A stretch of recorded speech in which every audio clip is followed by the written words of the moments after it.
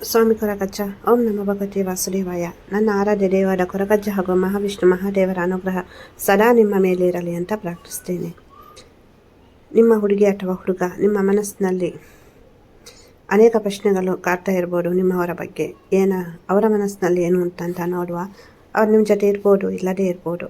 Personal reading ಬೇಕು ಅಂದರೆ ಕಮೆಂಟಲ್ಲಿ ಹೇಳಿ. ಪರ್ಸ್ನಲ್ ರೀಡಿಂಗ್ಗೆ ಅದಕ್ಕೆ ನೀವು ಅಮೌಂಟ್ ಪೇ ಮಾಡಬೇಕಾಗುತ್ತೆ. ಪರ್ಸ್ನಲ್ ರೀಡಿಂಗ್ ಮಾಡಲಿಕ್ಕೆ ಇದು ಜನರಲ್ ಆಗಿರುತ್ತೆ. ನಿಮಗೆ ಯಾವ್ದು ಅನ್ವಯ ಆಯಿತು ಅದನ್ನು ಕನ್ಸಿಡರ್ ಮಾಡಿ ನಿಮ್ಮ ವ್ಯಕ್ತಿಯ ಹೆಸರನ್ನು 5 ಸಲ ಹೇಳಿ.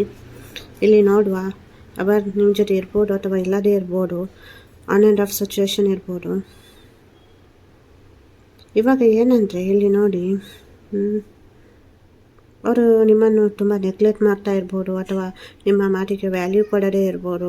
ಇಲ್ಲಿ ನೀವು ಅವರನ್ನು ನೆನ್ಪು ಮಾಡ್ಕೊಳ್ತಾ ಇದ್ದೀರಾ ಅಥವಾ ಕೆಲವು ಲೈಫಲ್ಲಿ ಥರ್ಡ್ ಪಾರ್ಟಿ ಸಿಚುವೇಶನಿಂದಾಗಿ ಸಂಬಂಧದಲ್ಲಿ ಬಿರುಕು ಅಥವಾ ಅವರು ನಿಮಗೆ ರೆಸ್ಪಾನ್ಸ್ ಮಾಡ್ತಾ ಇಲ್ಲ, ಕಾಲ್ ಮಾಡಲ್ಲ, ಮಾತನಾಡಲ್ಲ ಅಥವಾ ನಿಮ್ಮ ಜೊತೆ ಹೇಳಿರ್ಬೋದು ಏನೋ ಮಾಡಲಿಕ್ಕೆ, ನೀವು ಅದನ್ನು ಮಾಡದೇ ಇರ್ಬೋದು. ಸೊ ಅಂದರೆ ಪ್ರೀತಿ ಅನ್ನೋದು ಉಂಟು, ಬಟ್ ಕಾಳಜಿ ಅನ್ನೋದು ಕೂಡ ಉಂಟು. ಯಾವುದನ್ನು ಕೂಡ ತೋರಿಸ್ತಾ ಇಲ್ಲ ಆ ವ್ಯಕ್ತಿ. ಇಲ್ಲಿ ಒಂದು ಕಮ್ಯುನಿಕೇಷನ್ ಆಗಬೇಕು, ಮಾತನಾಡಬೇಕು ಇಬ್ಬರು ಕೂಡ ಕ್ಲಿಯರ್ ಕಟ್ಟಾಗಿ. ಅದು ಆಗ್ತಾ ಇಲ್ಲ. ಒಬ್ಬರೇ ಡಿಸಿಷನ್ ತಗೊಳ್ಳೋದು, ಒಬ್ಬರೇ 100,000 ಆಲೋಚನೆ ಮಾಡೋದಲ್ಲ ಇಲ್ಲಿ. ಅಥವಾ ಅವರ ಲೈಫಲ್ಲಿ ಥರ್ಡ್ ಪಾರ್ಟಿಯಲ್ಲಿ ಅವರ ಪೇರೆಂಟ್ಸ್, ಮನೆಯವರು ಇರ್ಬೋದು ಅಥವಾ ಬೇರೆ ಹುಡುಗ ಅಥವಾ ಹುಡುಗಿ. ಸೊ ಅದು ಕೂಡ ಒಂದು ಸಮಸ್ಯೆ ಆಗಿರ್ಬೋದು.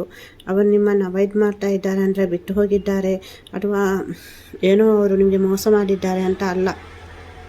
ಇಲ್ಲಿ ಕೆಲವರ ಮಿಡ್ಲಲ್ಲಿ ಸರಿಯಾಗಿ ಮಾತುಕತೆ ಆಗ್ತಾ ಇಲ್ಲ. ನೀವೇನೇ ಹೇಳಿದ್ರು ಆ ವ್ಯಕ್ತಿ ಕರೆಕ್ಟ್ ರಿಪ್ಲೈ ಮಾಡ್ತಾ ಇಲ್ಲ ಅಥವಾ ನಿಮ್ಮ ಕಮ್ಯುನಿಕೇಷನ್ ಒಂದು ಕ್ಲಿಯರ್ ಆಗಿ ಇಲ್ಲ ಅಂತ ಅನಿಸ್ತಾ ಉಂಟು. ಅಂದರೆ ತುಂಬ ಆಲೋಚನೆ ಮಾಡ್ತೀರಾ, ಏನೇನೋ ಆಲೋಚನೆ ಮಾಡಿಬಿಟ್ಟು ಯಾವುದನ್ನು ಕೂಡ ಮಾಡಲಿಕ್ಕೆ ಆಗ್ತಾ ಇಲ್ಲ. ನಿಮಗೆ ಇರ್ಬೋದು, ನಿಮ್ಮ ವ್ಯಕ್ತಿಗೆ ಇರ್ಬೋದು. ಕನ್ಫ್ಯೂಷನ್ ಅನ್ನೋದು ತುಂಬ ಉಂಟು. ಏನು ಮಾಡಬೇಕು, ಏನು ಮಾಡಬಾರ್ದು ಯಾವುದೂ ಗೊತ್ತಾಗ್ತಾ ಇಲ್ಲ. ಸೊ ಬದಲಾವಣೆಯನ್ನು ಬಯಸ್ತಾ ಇದ್ದೀರಾ ಇಬ್ಬರು ಕೂಡ. ಇದು ಸ್ವಲ್ಪ ಇಂಪ್ರೂವ್ಮೆಂಟ್ ಆಗಬೇಕು ಅಂತ. ಸಿಚುವೇಶನ್ ಇಂಪ್ರೂವ್ಮೆಂಟ್ ಆಗುತ್ತೆ, ಬಟ್ ಕೆಲವರಲ್ಲಿ ಬ್ಲಾಕ್ ಮಾಡಿದ್ದಾರೆ ಅಥವಾ ಅನ್ಬ್ಲಾಕ್ ಮಾಡಿ ಮಾತನಾಡುವಂತಹ ಒಂದು ಮೈಂಡ್ಸೆಟ್ ಉಂಟು. ಅದನ್ನು ಕೆಲವೊಮ್ಮೆ ಅವರಿಗೆ ಭಯ ಆಗುತ್ತೆ. ಏನು ಈ ಪ್ರೀತಿಯಲ್ಲಿ ನಾನು ಸೋಲ್ ಕಾಣ್ತೇನಾ ಅಥವಾ ಲೈಫಲ್ಲಿ ಸೋತೋಗ್ತೇನಾ, ನನ್ನನ್ನು ಇವರು ಸ್ವೀಕಾರ ಮಾಡ್ತಾರಾ ಅಥವಾ ಕೆಲವೊಂದು ಸಲ ಈಗೋ, ಅತಿಯಾದ ಮಾತು, ಅತಿಯಾದ ಅಹಂಭಾವ. ಸೊ ಪ್ರೀತಿ ಅಂದರೆ ಒಬ್ಬರನ್ನೊಬ್ಬರು ಅರ್ಥ ಮಾಡಿಕೊಂಡು ಹೋಗಬೇಕಾಗುತ್ತೆ. ಇಬ್ಬರು ಕೂಡ ನಾನು ಎಲ್ಲಿದ್ದೇ ಆಗಬೇಕು ಅಂದರೆ ಆಗಲ್ಲ. ಅದು ಪ್ರೀತಿಯಲ್ಲಿ ಇರ್ಬೋದು ಅಥವಾ ಸಂಬಂಧದಲ್ಲಿ ಇರ್ಬೋದು. ಹಾಗಾಗಿ ಪಾಸಿಟಿವ್ ಆಗಿರಿ. ನಿಮ್ಮ ಪ್ರೀತಿಯಲ್ಲಿ ನಿಮಗೆ ನಂಬಿಕೆ ಇರಲಿ. ಇದು ಜನರಲ್ ಆಗಿರುತ್ತೆ. ನಿಮ್ಗೆ ಯಾವ್ದು ಅನ್ವಯ ಆಯಿತು ಅದನ್ನು ಕನ್ಸಿಡರ್ ಮಾಡಿ. ಪರ್ಸನಲ್ ರೀಡಿಂಗ್ ಬೇಕು ಅಂದರೆ ಹೇಳಿ, ಅದಕ್ಕೆ ಪೇ ಮಾಡಬೇಕಾಗುತ್ತೆ.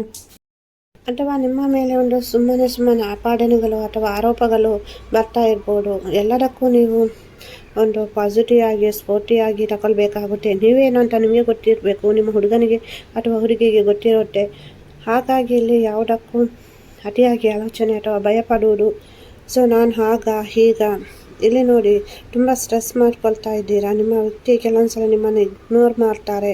ಸೊ ಅವರಿಗೆ ನಿಮ್ಮ ವ್ಯಾಲ್ಯೂ ಗೊತ್ತಾಗಲ್ಲ ಅಂತ ನೀವು ಅಂದ್ಕೊಳ್ತೀರಾ. ಸೊ ಅವರು ಕೂಡ ಬ್ಯುಸಿಯಾಗಿರ್ತಾರೆ. ಅವರಿಗೂ ಒಂದು ಲೈಫ್ ಇರುತ್ತೆ ಅವರದ್ದೇ ಆದದ್ದು.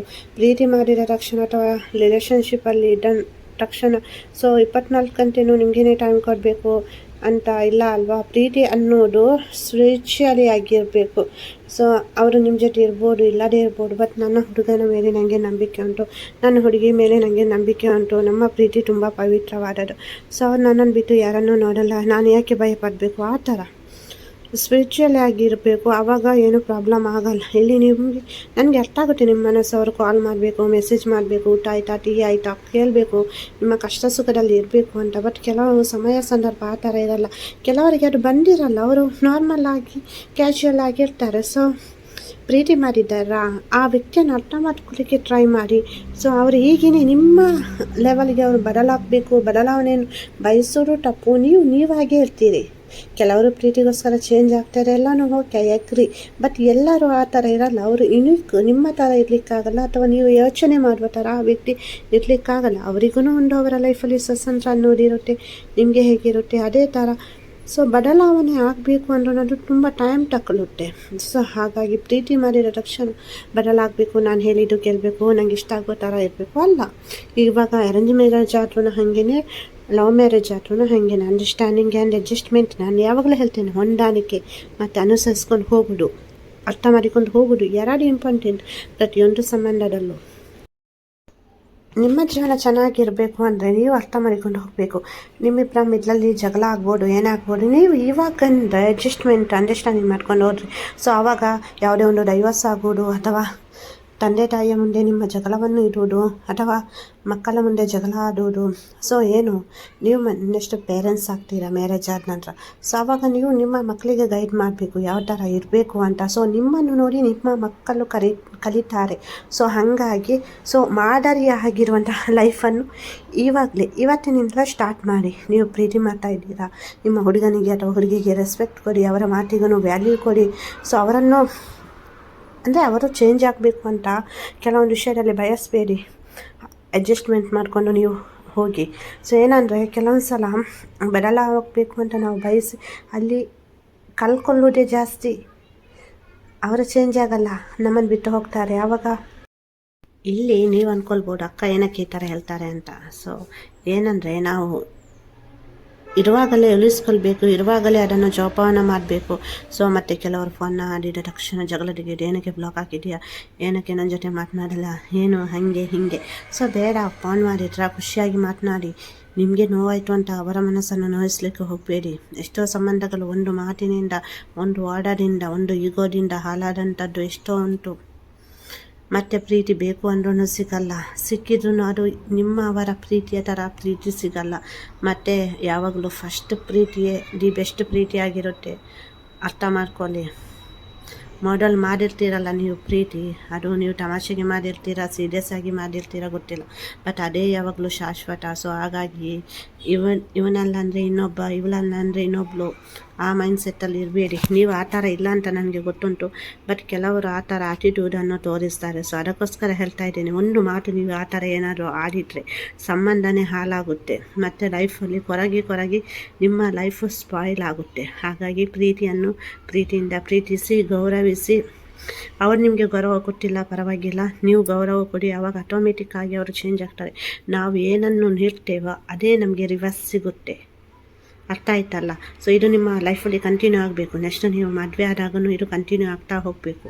ಸೊ ನಿಮ್ಮನ್ನು ನೋಡಿ ನಿಮ್ಮ ಮನೆಯವರು, ನಿಮ್ಮ ಮಕ್ಕಳು ಕಲಿಯುವುದು. ಪಾಸಿಟಿವ್ ಆಗಿರಿ, ಅತಿಯಾಗಿ ನೆಗೆಟಿವ್ ಎನರ್ಜಿಯನ್ನು ಆಕರ್ಷಣೆ ಮಾಡಬೇಡಿ. ಎಲ್ಲನೂ ಒಳ್ಳೆಯದಾಗುತ್ತೆ ಅನ್ನೋ ಒಂದು ಮನಸ್ಸಿನಲ್ಲಿ ಭಾವನೆ ಇರಲಿ. ಹಾಗೆ ನೀವು ಒಂದು ಏಂಜಲ್ ನಂಬರ್, ದೈವಿಕ ಸಂಕೇತವನ್ನು ಪದೇ ಹೇಳ್ತಾ ಇರಿ. 1 2 1 2 1 2 1 2 1 2 1 2. ಸೊ ಇದನ್ನು ಹೇಳ್ತಾ ಇರಿ. ಇದು ಸಮಸ್ಯೆ, ನಿಮ್ಮ ಪ್ರೀತಿಯ ಜೀವನದಲ್ಲಿ ಸಮಸ್ಯೆ ಇದ್ದರೆ ಅದು ಸರಿಯಾಗುತ್ತೆ, ಹೀಲ್ ಆಗಲಿಕ್ಕೆ ಸಹಾಯ ಮಾಡುತ್ತೆ, ನಿಮಗೆ ಒಂದು ಪಾಸಿಟಿವ್ ವೈಬ್ರೇಷನ್ ಎನರ್ಜಿ ಕೊಡುತ್ತೆ. ಹಾಗೆಯೇ ನಾನು ಕೂಡ ಪ್ರಾರ್ಥನೆ ಮಾಡ್ತೀನಿ ನಿಮಗೋಸ್ಕರ. ಪ್ರಾರ್ಥನೆ ಮಾಡಬೇಕು ಅಂದರೆ ಕಮೆಂಟಲ್ಲಿ ಹೇಳಿ. ಹಾಗೆಯೇ ಪರ್ಸನಲ್ ರೀಡಿಂಗ್ ಬೇಕು ಅಂದ್ರೂ ಹೇಳಿ, ಅದು ಪೇ ಮಾಡಬೇಕಾಗುತ್ತೆ.